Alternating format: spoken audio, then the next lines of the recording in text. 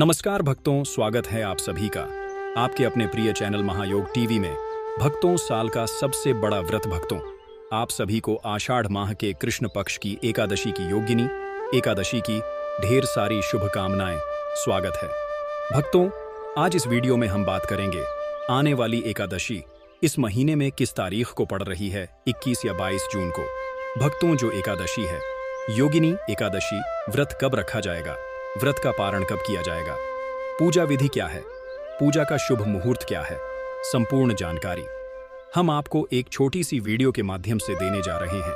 दोस्तों, यह जो एकादशी है बहुत ही शुभ योगी के निर्माण के द्वारा आ रही है, इसलिए इसका महत्व और भी अधिक बढ़ जाता है। योगिनी एकादशी का व्रत हिंदू धर्म में अत्यंत महत्वपूर्ण और पुण्यदायी माना जाता है। यह व्रत विशेष रूप से भगवान विष्णु के भक्तों द्वारा किया जाता है। पालन करने से पापों का नाश होता है और मोक्ष की प्राप्ति होती है। योगिनी एकादशी का व्रत विशेष रूप से उन लोगों के लिए महत्वपूर्ण है जो किसी श्राप से पीड़ित हैं। मान्यता है कि इस दिन विशेष पूजा विधि और व्रत के माध्यम से श्राप का प्रभाव समाप्त किया जा सकता है और जीवन में सुख शांति की प्राप्ति होती है। महाभारत में वर्णित है कि गांधारी के श्राप के कारण भगवान श्री कृष्ण की नगरी द्वारका का जलमग्न होना यह दर्शाता है कि शाप का प्रभाव देवताओं पर भी पड़ता है। इसलिए योगिनी एकादशी के दिन विशेष पूजा विधि से शापों का प्रभाव समाप्त किया जा सकता है। योगिनी एकादशी की व्रत कथा में यह उल्लेख है कि इस दिन विशेष पूजा विधि और व्रत के माध्यम से शापों का प्रभाव समाप्त किया जा सकता है और जीवन में सुख शांति की प्राप्ति होती है। इस दिन भगवान विष्णु की पूजा, मंत्र जाप और व्रत का पालन करने से व्यक्ति के सभी पाप समाप्त होते हैं और उसे मोक्ष की प्राप्ति होती है। आज हम इस वीडियो के माध्यम से आपकी कंफ्यूजन दूर कर देंगे और आपके सभी प्रश्नों का उत्तर इस वीडियो में देंगे, तो वीडियो के अंत तक बने रहे, तभी आपको सही ज्ञान की प्राप्ति हो सकती है। दोस्तों, ये जो एकादशी है ना, योगिनी एकादशी, ये सौभाग्य देने वाले एकादशी है। सौभाग्य कैसा? ऐसा सौभाग्य कि यदि कोई अभागी नहीं स्त्री योगिनी एकादशी का एक व्रत मंत्र कर ले, उसका सौभाग्य जाग जाता है। यह व्रत विशेष रूप से पुण्यदायक माना जाता है और इसके द्वारा सभी पापों से मुक्ति मिलती है। मान्यता है कि इस दिन विधि पूर्वक व्रत करने से 28,000 ब्राह्मणों को भोजन कराने के बराबर पुण्य मिलता है। जिस व्यक्ति के यहाँ संतान प्राप्ति नहीं हो रही या जिसके पास हाथों की लकीरों में दुर्भाग्य हो या कहीं की बधुआ हो, तो वह दोष हमेशा के लिए मिट जाता है। एकादशी के प्रभाव से सौभाग्य जागृत होता है। योगिनी एकादशी आपके जीवन में आर्थिक परेशानी चल रही है तो योगिनी एकादशी इसका एक उत्तम उपाय हो सकता है। आपके जीवन में क्लेश चल रहा है और मोक्ष की कामना करते हैं तो इससे बड़ा कोई उपाय हो नहीं सकता।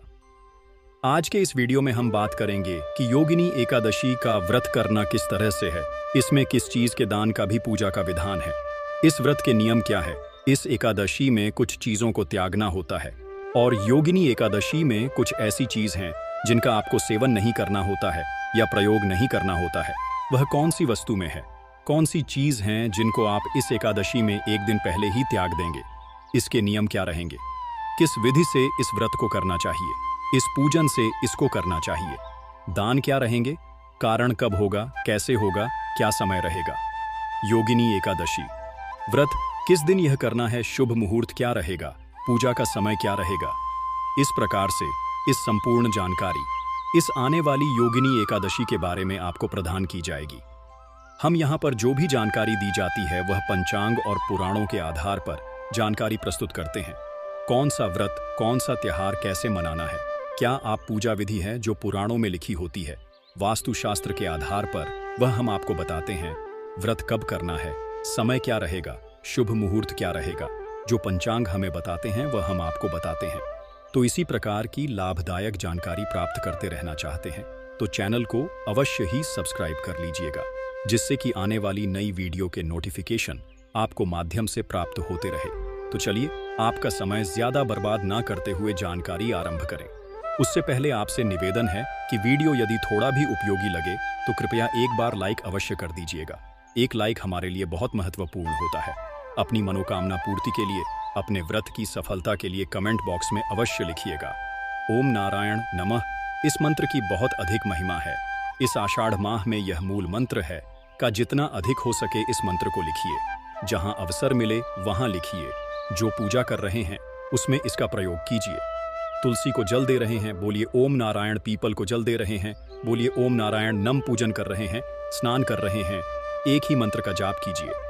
ओम नारायण नमः कमेंट कर रहे हैं तो लिखिए ओम नारायण नमः। जितना अधिक लिखेंगे, जितना अधिक बोलेंगे, इस पूरे आषाढ़ माह में उसका कई हजार गुना पुण्य आपको प्राप्त होगा। यह पुराणिक की बात है। जानकारी आरंभ करते हैं, बात करते हैं आने वाले एकादशी के बारे में। प्रथम अर्थात आषाढ़ माह के कृष्ण पक्ष की एकादशी होगी और इसका नाम होगा योगिनी एकादशी है, जो आपके जीवन का दुर्भाग्य मिटा सकती है। किसी एकादशी के बारे में जो पुराणों में वर्णन मिलता है ना, वह यही मिलता है कि यह योगिनी एकादशी वह एकादशी है जो इस दुनिया में सर्वाधिक पुण्य देने वाली है। किस प्रकार से पुराणों में सबसे बड़ा दान क्या है? कन्यादान और अन्य दान से बड़ा कोई भी दान पुराणों में नहीं बताया गया है। मान्यता है कि इस दिन विधि पूर्वक व्रत करने से 88,000 ब्राह्मणों को भोजन कराने के बराबर पुण्य मिलता है। हमारे सनातन धर्म हिंदू धर्म की बात करें तो सबसे बड़ा दान अनुदान है। इससे देवता, मनुष्य और पितृ तीनों को ऋण तृप्त और प्रसन्न किया जा सकता है। इसीलिए इसको महादान और सबसे बड़ा दान कहते हैं। यह होता है कन्यादान। आप जानते हैं, योगिनी एकादशी का एक व्रत करने से आपको 1000 कन्यादान करने का फल प्राप्त होता है। जितना अनुदान और कन्यादान दोनों को मिलाकर फल आपको प्राप्त होगा, उतना केवल 1 वर्ष में एकादशी आपको कहूंगा कि योगिनी एकादशी के दिन खोलकर कीजिए। भगवान का पूजन कीजिए, विधि से पूजन कीजिए, विधि से कथा श्रवण करिए और विधि से व्रत कीजिए। यह व्रत आपके इस जीवन के संकट को तो दूर करेगा ही, परलोक को भी सुधरेगा। यह वह व्रत नहीं है कि केवल परलोक में आपका काम आएगा, नहीं, यह इस लोक में भी काम आएगा। अर्थात यदि आप विधि योगिनी एकादशी का पूजन विधान से करते हैं तो आपका सौभाग्य जागृत होगा।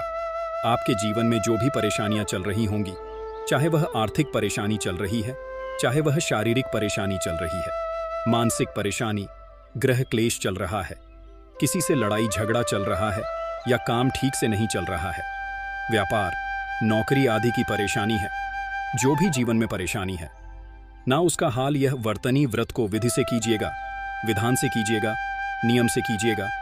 इस योगिनी एकादशी के नियम अन्य एकादशी आरशियों से थोड़े अलग हैं। वह नियम आपको बताए जाएंगे। वह ऐसा नहीं है कि मैं अपने आप कुछ बता दूंगा। जो लिखा है पुराणों में वही आपको मैं आप बताने जा रहा हूं। आप बात करते हैं कि इस योगिनी एकादशी का पूजन अपने कैसे करना है, साथ ही इस एकादशी के नियम क्या रहेंगे और साथ बताएंगे कि इसका कर्तव्य करना कब है। एकादशी को जो व्रत करते हैं या योगिनी एकादशी को व्रत जो भी करने वाले हैं, उन्हें दशमी तिथि से त्याग कर देना चाहिए। कुछ ऐसे कार्य हैं जो नहीं करना चाहिए, जैसे कांसे से के बर्तन में भोजन करना। यह आप दशमी तिथि को ही अर्थात व्रत के 1 दिन पहले ही बंद कर देंगे। व्रत के 1 दिन पहले से आपको कहां से के बर्तन में भोजन नहीं करना चाहिए। मांस वगैरह आदि का सेवन तो आप सभी जानते नहीं करना चाहिए। मसूर की दाल नहीं खानी चाहिए, चने की दाल नहीं खानी चाहिए, आंख हरी सब्जियां नहीं खानी चाहिए। गोंडा का साथ जो आता है, चना का साथ नहीं खाना है। गोंडा का साग नहीं खाना है। मधु अर्थात शहद प्रयोग नहीं करना है। अब आप कहेंगे गुरुजी, शहद अगर प्रयोग नहीं करना है तो पंचामृत कैसे बनाएंगे? पंचामृत में आप शहद के स्थान पर गंगा जल मिला दीजिएगा। दूसरे का अन्न आपको दशमी तिथि को ही त्याग कर देना है। योगिनी एकादशी पर आपको दूसरे का अन्न नहीं खाना है। 1 दिन पहले आपको दशमी तिथि को ही त्याग कर देना है। योगिनी एकादशी पर आपको दूसरे का अन्न नहीं खाना है। 1 दिन पहले भी दशमी तिथि को दूसरी बार भोजन भी नहीं करना है। दशमी तिथि को ही भोजन भी एक ही समय करना है। दोपहर के बाद अन्न ग्रहण नहीं करना है और स्त्री प्रसंग अर्थात ब्रह्मचर्य का पालन भी आप 1 दिन पहले ही आरंभ कर देंगे कि वह नियम है जिनका पालन आपको अवश्य रूप से इस आने वाली योगिनी एकादशी के व्रत में करना चाहिए। और व्रत वाले दिन की बात करते हैं तो व्रत वाले दिन आपको पान नहीं खाना चाहिए। यदि किसी की आदत है पान खाने की, दुकान, गुटखा आदि, उसको व्रत में नहीं खाना चाहिए। यह व्रत को खंडित करता है। दातुन नहीं करना चाहिए। जो आप मंजन प्रयोग करते हैं ना, ये मंजन भी प्रयोग नहीं करना चाहिए, क्योंकि इसमें भी या तो नमक आता है या केमिकल आता है। दूसरे की निंदा नहीं करनी चाहिए, दूसरे की चुगली नहीं करनी चाहिए और पापी मनुष्यों के साथ तो आपको बातचीत भी नहीं करनी चाहिए। सब त्याग देना चाहिए। क्रोध नहीं करना चाहिए, मिथ्या भाषण का त्याग कर देना चाहिए। और व्रत वाले दिन अगर भोजन की बात करें, आहार की बात करें, तो फल आहार का सेवन करना चाहिए। तेल और अन्य तथा नमक, यह तीनों ही चीज इस दिन वर्जित बताई गई हैं। इनका सेवन भी आपको नहीं करना चाहिए। यह वह वस्तुएं हैं जिनका आपको परित्याग करना है, अर्थात मे का प्रयोग और बंद कर देना है दशमी तिथि से। और जो एकादशी वाली चीज है कि योगिनी एकादशी को क्या नहीं खाना है, वह हमने आपको बताई है कि इसका व्रत पूजन कैसे करेंगे। तो योगिनी एकादशी के व्रत वाले दिन वृद्ध को सूर्य उदय से पहले अवश्य उठ जाना चाहिए। वहां चल रहा है, वैसे तो संभव हो स्नान कीजिए, क्योंकि आषाढ़ स्नान की महिमा बड़ी अद्भुत है दोस्तों। स्नान की महिमा इतनी अधिक है कि इसका जो पुण्य है ना, वह कार्तिक स्नान से भी 1000 गुना अधिक है, और उसको ज्यादातर लोग जानते नहीं है। और इसका कारण भी भगवान श्री हरि विष्णु का एक श्राप है कि यह कहे कि भगवान श्री हरि विष्णु का एक वचन है जो उन्होंने यमराज को दिया था कि महिमा इसका पुण्य सभी मासूम में सर्वोत्तम है। यदि आप कार्तिक स्नान को या कार्तिक मास को सबसे उत्तम समझते हैं तो यह आपकी भूल होगी। एक बार उसे वीडियो को सुनिएगा जिसमें हमने पद्म पुराण से पूरा विवरण निकाल कर ले आपके लिए कि किस प्रकार से भगवान विष्णु स्वयं इस मानस के बारे में वर्णन कर रहे हैं और क्यों इस मास की जो महिमा अर्थात इसकी जो जानकारी है यह हम लोगों के बीच में वह कम होती जा रही है। इसका कारण क्या है? कलयुग में इस मास के बारे में अधिकतम लोग जानते नहीं हैं। इसकी महिमा, इसके महत्व को नहीं जान पा रहे हैं। इसका कारण क्या है, यह उसे वीडियो से झांत होगा। परंतु यदि आपने इस वीडियो के माध्यम से इसकी महिमा को समझ लिया तो आप छोड़ ही नहीं पाएंगे। इस आषाढ़ मास में स्नान दान होने के कार्य करना कितना अधिक पुण्य है। साहब वर्णन आता है कि यमराज स्वयं भयभीत पृथ्वी वालों ने प्राप्त आषाढ़ माह के पुण्य को, उनका पूरा नरक रोग खाली हो गया, यमलोक खाली हो गया, यमदूतों को कोई मिलता नहीं था क्योंकि सब असद स्नान करके अपने पाप धो लेते थे। तब वह रोते हुए पहुंचे विष्णु भगवान के पास के प्रभु, आपने यह क्या मानस बनाया है? यह तो 7 पीढ़ी के जो पुराने जीव मेरे यहाँ नरक में पड़े थे उनके साथ में पीढ़ी में आकर स्नान कर लिया। आपका पैसा आपका, और वह वहां से तृप्त हो गए। मेरा तो काम ही बंद हो गया। बड़ा ही रोचक प्रसंग है, इसको अवश्य सुनिएगा। तो एकादशी वाले दिन आपको सूर्योदय उठाना है। उठने के बाद स्नान आदि करके अपनी पूजा स्थल के साथ सफाई कीजिए और पूजा स्थल पर सामग्री एकत्र करके आसन लगाकर बैठ जाइए। बात आती है कि सामग्री में हमें क्या क्या चाहिएगा, तो सामग्री नोट कर लीजिए। सामग्री में आपके पास होने चाहिए भगवान श्री हरि विष्णु की कोई प्रतिमा या तस्वीर, माधव रूप की अगर तस्वीर आपके पास हो, प्रतिमा हो तो बहुत उत्तम रहेगा, क्योंकि वह साथ में दोनों ही एकादशियों पर आपको भगवान के माधव स्वरूप का पूजन करना चाहिए। एक चौकी, पीला वस्त्र, रोली मोली, पान सुपारी, लौंग इलायची, धूप में पुष्प की माला, खुले पुष्प चित्र, जानू तांबे का एक लोटा, यह सामग्री आपको आवश्यक होगी। साथ ही पंचामृत बनाने के लिए कच्चा दूध, दही, घी, शहद और शक्कर, यह 5 चीज पंचामृत बनाने के लिए, क्योंकि एकादशी व्रत है, इसमें शहद प्रयोग नहीं होगा तो उसके स्थान पर गंगाजल की सारी वस्तुएं आप एकत्र कर लीजिए। सामग्री एकत्र कर लीजिए। तांबे का लोटा लीजिए, उसे बच्चों से मांझी और उसमें पहले गंगाजल भरिए, फिर उसमें शुद्ध जल भर लीजिए। आसन लगाकर बैठ जाइए और पूजन आरंभ कीजिए। एक पुष्प से सभी सामग्री पर और स्थान पर पहले चींटें दीजिए। इसका लाभ यह होगा कि इससे जो स्थान है, जो सामग्री है, वह सभी पवित्र हो जाएगी। चींटे दीजिएगा। हम मंत्र पढ़ते हैं, ओम पवित्र हो, पवित्र एवं श्रवण व्यास, मेरे तो कुंडली कक्षा ही हो। इस प्रकार से अपने पवित्रीकरण किया है, शुद्धिकरण किया है। भगवान को विराजमान करेंगे, उससे पहले अपने हाथ धो लीजिए, अपने सीधे हाथ पैर जल लीजिए। हॉस्टल रक्षालन आप तो दीजिए। हाथ धोने के बाद भगवान की स्थापना कीजिए। चौकी बिछाइए। चौकी पर पीला वस्त्र अगर है तो वह भी चाहिए, और भगवान को स्थापित करने से पहले प्रार्थना कीजिए कि हे ईश्वर ही परमात्मा, हम आपके यहाँ आवाहन कर रहे हैं, आप यहाँ विराजमान हो और भगवान की तस्वीर को स्थापित कर दीजिए। यह भाव हो गया कि अपने भगवान को आसान दिया पुष्प के रूप में, और भगवान आकर विराजमान हो गए। अब जिन लोगों के यहाँ चौकी नहीं है तो वह अन्यत्र स्थान पर भी भगवान का इसी प्रकार से स्थापना करेंगे। आपके वहां पर आप इसी प्रकार से निवेदन करके पुष्प रखिए और भगवान की तस्वीर या प्रतिमा को स्थापित कीजिए। राखी आप कुछ लोग कहेंगे कि हमारे पास तो पृथ्वी पर है, पूजन करना है, हमें तो हाँ पृथ्वी पर रखकर भी पूजन कर सकते हैं। शुद्धता का ध्यान रखें, अच्छे से साफ सफाई कर लें। किसी का कच्चा मकान भी यदि है ना, तो उसको अच्छे से लिख लीजिए। उसे स्थान को जहां अपने भगवान की तस्वीर रखनी है और पुष्प के रूप में आसान दीजिए, वहां पर भगवान की स्थापना कीजिए। वही फल है जो चौकी पर मिलेगा। और कहते हैं कि मुझे स्थान से अंतर नहीं पता लगता, मुझे आपका भाव जानना है। अगर आप भाव से पूजन करेंगे तो मेरे लिए सोने की चौकी पर बिठाने वाला और पृथ्वी पर बिठाने वाला दोनों ही बराबर है, दोनों ही समान। जिसको जितना मैंने दिया है उसको उसी अनुसार मेरा व्रत पूजन करना। स्थापना करने के बाद सामने दीपक रखिए। घी का दिया, घी के दिए के नीचे भी आसान दीजिएगा। दीपक को कभी पृथ्वी पर नहीं रखते हैं या कहीं भी सीधा नहीं रखते हैं, आसान देते हैं। और धूप रखिएगा। अब आपको दीपक को प्रचलित कर लीजिए, धूप को प्रचलित कर लीजिए और संकल्प कीजिए। व्रत करने का संकल्प करने के लिए अपने सीधे हाथ में जल लीजिए। एक का सिक्का दक्षिण के रूप में कम से कम रखिए और 3 बार बोलिए ओम श्री विष्णु, ओम श्री विष्णु, ओम श्री विष्णु।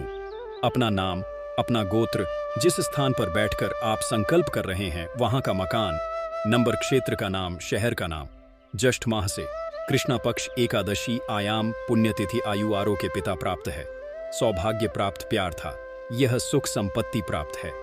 एकादशी व्रत पूजन संकल्पम संकट से विष्णु शरण शरण प्रताप और वह संकल्प भगवान के चरणों में अर्पित कर दीजिए। हाथ जोड़कर नमस्कार कीजिए। अब आप भगवान का पूजन आरंभ करेंगे। पूजन करने के लिए भगवान के सामने एक पत्र रख दीजिए, कटोरी रख दीजिए या कोई अन्य पत्र जिसमें आप पूजा की सामग्री अर्पित करेंगे। भगवान को पहले पद आर्घ अजमानी कराया जाएगा। चल रहा है तो उसी के अनुसार मित्रों का प्रयोग करना है। माधव मास की योगिनी एकादशी में असद मास का प्रभाव बहुत अधिक देखा गया है, इसीलिए इस प्रकार से हमें पूजन करना चाहिए। सबसे पहले भगवान को पद्य और आजमणि अर्पित करेंगे। पद्य के रूप में 1 चम्मच जल अर्पित कीजिएगा। ओम भूर्भुव स्व माधवय वैष्णव नमः पद्यम समर्पयारी के रूप में जलपित कीजिए। भगवान माधव का पूजन करते हैं, भगवान के माधव स्वरूप का पूजन कर रहे हैं। ओम भूर्भुवस्व नारायणम के रूप में 1 चम्मच जल आप परमात्मा को अर्पित कीजिए। आज मैंने कराएंगे। ओम भूर्भुवनम के रूप में 1 चम्मच अर्पित कीजिए। भगवान को स्नान करेंगे। स्नान के लिए 1 चम्मच जलापित करेंगे। जिनके पास प्रतिमा है वह प्रतिमा को नहीं लेंगे। ओम भूर्भुस्वधव आय नमः पंचामृत बनाया। कच्चा दूध दही शहद के स्थान पर गंगा जल और शक्कर।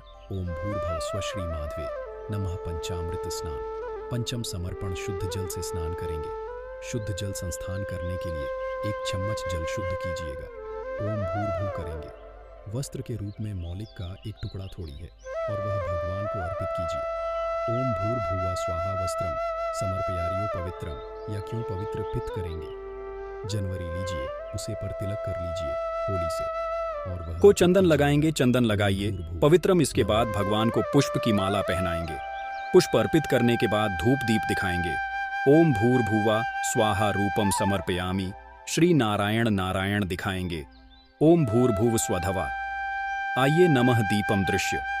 स्वामी के बाद नावेद के रूप में क्या आप फल चढ़ा सकते हैं। मिठाई है तो मिठाई अर्पित कीजिएगा, अन्यथा आपको ड्राई फ्रूट्स और मिश्री है तो मिश्री चढ़ा सकते हैं। जो भी आपके पास उपलब्ध सामग्री है। नारायण नमः और भजन। आते चल अजमानी समर्पयारी। 1 चम्मच जल लीजिए, अजमानी के रूप में अर्पित कीजिए। जल जमानी करने के बाद अब भगवान को तंबू अर्पित करेंगे। तांबुल पान का पत्ता लीजिए, उसमें 2 लौंग, 2 इलायची, 1 सुपारी रखिए और वह अर्पित कीजिएगा। ओम भूर्भुस्व नारायण नमः अर्पित करने के बाद दक्षिणा अर्पित कीजिए। भगवान को प्रेम से ओम भूर्भुस्व नारायण नमः शिवाय ओम समर्पयारी शुभ दक्षिणा अर्पित कीजिए। दक्षिणा अर्पित करने के बाद हाथ जोड़कर भगवान को नमस्कार कीजिए। भगवान से प्रार्थना कीजिए कि यह परमेश्वर, आज के दिन हमने आपका यह योगिनी एकादशी का पूजन किया है। हम व्रत कर रहे हैं, इस पूजन को आप स्वीकार करें और इस व्रत को हम अच्छे से कर पाए, इतनी हमें शक्ति प्रदान करें। उसके बाद अब आपने कहा सुनी है, एकादशी का महत्व सुनना है। एकादशी की कथा YouTube पर सुनते समय ध्यान रखिएगा कि YouTube पर बहुत सारे चैनल किसी भी कथा को किसी भी नाम से चला देते हैं, तो सही चैनल चुनें और सही ही कथा सुन। आपका चैनल जिस पर आप ये वीडियो देख रहे हैं एक वास्तुशास्त्र पर का चैनल है। और यहाँ पर हम सही कथाएं हैं सुनते हैं जो उसे मृत के लिए बने होते हैं। तो सही कथा सुनने के लिए चैनल को भी सब्सक्राइब कीजिए। अगर नए हैं तो और बेल आइकन के निशान को अवश्य दबाइएगा, तभी आपको सारी वीडियो प्राप्त होंगे। सब्सक्राइब करने के बाद एक बेल का निशान बना हुआ आएगा, उसको दबा दीजिएगा। वीडियो आपसे छुट्टी जाएंगे। साथ में विष्णु सहस्त्र नाम आपको सुनना चाहिए कथा। विष्णु सहस्त्र नाम और नारायण कवच, और यह तीनों ही चीज हम प्रत्येक एकादशी पर अपलोड करते हैं। इसका लाभ लीजिएगा, फिर भगवान की आरती कीजिएगा और नियमों के अनुसार दिन को व्यतीत कीजिएगा। नियम हमने आपको बताए हैं कि दिन में आपको व्रत वाले दिन सोना नहीं चाहिए। पारण वाले दिन आपको सूर्योदय से पहले उठ जाना चाहिए। उठने के बाद स्नान आदि करके स्वच्छ वस्त्र धारण करके पारण की पूजा करेंगे। पारण की पूजा करने के बाद आप पुष्पांजलि करेंगे, जो कि क्षमा प्रार्थना होती है। किसी भी व्रत पूजन के लिए सफलता के लिए बहुत आवश्यक होती है। वह पुष्पांजलि और क्षमा प्रार्थना करेंगे। भगवान को पारण का भोग लगाएंगे, ब्राह्मण को दान आदि देंगे और उसके बाद व्रत का पालन करेंगे। वीडियो में बताते भी हैं तो उसको आप अवश्य देखिएगा। यहाँ आपको बता दें कि अब आपको व्रत करना कब है और पारण करना कब है। योगिनी एकादशी 2025 में 21 जून शनिवार को मनाई जाएगी। यह व्रत विशेष रूप से भगवान विष्णु की पूजा और शापों के निवारण के लिए किया जाता है। व्रत तिथि और पारण। व्रत तिथि 21 जून, शनिवार। पारण तिथि 22 जून 2025, रविवार। प्रातःकाल पारण का समय सूर्योदय के बाद होता है, जो स्थान विशेष के अनुसार भिन्न हो सकता है। आपके स्थान शिवपुरी मध्य प्रदेश के लिए सूर्योदय का समय लगभग 5:30 के आसपास होगा, इसलिए के बीच उपयुक्त रहेगा शुभ मुहूर्त और अभिजीत मुहूर्त। शुभ मुहूर्त व्रत के दिन विशेष पूजा के लिए शुभ समय सूर्योदय से पूर्व का समय होता है, जो लगभग 5 बजे से 5:30 के बीच होता है। अभिजीत मुहूर्त। अभिजीत मुहूर्त दिन के मध्य का समय होता है, जो लगभग 12 बजे दोपहर से 12:45 के बीच होता है। यह समय विशेष पूजा और हवन के लिए उपयुक्त माना जाता है। पूजा विधि: एक प्रातःकाल उबटन और स्नान करके स्वच्छ वस्त्र पहने 2 मंदिर में, पूजा घर के मंदिर में दीपक लगाकर भगवान विष्णु की पूजा करें। 3 व्रत कथा: योगिनी एकादशी की व्रत कथा का श्रवण या पाठ करें। 4 मंत्र जाप: एयूएम नमो भगवते वासुदेवाय मंत्र का जाप करें। 5 फलाहार: व्रत के दौरान केवल फलाहार करें और पूरी तरह से संयमित रहें। व्रत के लाभ: शापों का नाश होता है, पापों का नाश होता है और पुण्य की प्राप्ति होती है। भगवान विष्णु की कृपा से जीवन में सुख शांति आती है, मोक्ष की प्राप्ति होती है। यदि आप इस व्रत को विधि पूर्वक करना चाहते हैं तो अपने नजदीकी मंदिर या पंडित से मार्गदर्शन प्राप्त कर सकते हैं। दोस्तों, अगर आपको यह जानकारी योगिनी एकादशी के बारे में जानकारी थोड़ी भी अच्छी लगी हो तो कृपया लाइक अवश्य कीजिएगा। भगवान श्री कृष्ण कहते हैं कि जब आप किसी अच्छे काम के लिए बाहर जाएं तो मीठा अवश्य खा लेना चाहिए, लेकिन याद रहे कि सुबह के समय मीठा खाना सर्वोत्तम माना गया है। इससे आपके अच्छे रास्ते खुल जाते हैं और आप जो भी चाहोगे सब कुछ प्राप्त हो जाता है। दोस्तों, भगवान श्री कृष्ण ने यह भी बताया है कि माथे पर चंदन का तिलक मनुष्य को विजय प्राप्त कराता है, इसीलिए माथे पर चंदन का तिलक अवश्य लगाना चाहिए। शास्त्रों में बताया गया है कि सुबह के समय माथे पर तिलक लगाकर जो भी व्यक्ति बाहर निकलता है उसके ऊपर सदैव ईश्वर की कृपा बनी रहती है और उसका कोई भी बाल बांका नहीं कर पाता। दोस्तों, माथे पर तिलक लगाने से काल भी आपका कुछ नहीं कर पाता, इसीलिए ऐसा व्यक्ति अकाल मृत्यु से बचा रहता है। शास्त्रों में बताया गया है कि जो लोग नियमित रूप से सूर्यदेव को जल चढ़ाते हैं वह घर परिवार और समाज में मान-सम्मान प्राप्त करते हैं। अच्छी सेहत के साथ ही लंबी उम्र भी मिलती है। इस उपाय से त्वचा की चमक बढ़ती है, स्वास्थ्य संबंधित लाभ प्राप्त होते हैं। हर रोज घर से निकलने से पहले थोड़े से दही और शक्कर का सेवन करना चाहिए, यह शुभ शगुन माना जाता है।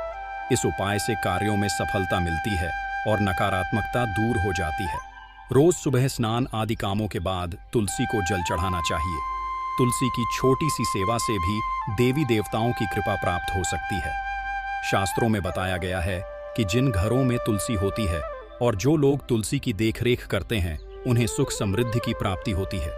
दोस्तों, हर रोज घर के मंदिर में पूजा करनी चाहिए। दीपक और अगरबत्ती जलाना चाहिए। दीपक और अगरबत्ती के धुएं से वातावरण की नकारात्मक ऊर्जा खत्म हो जाती है।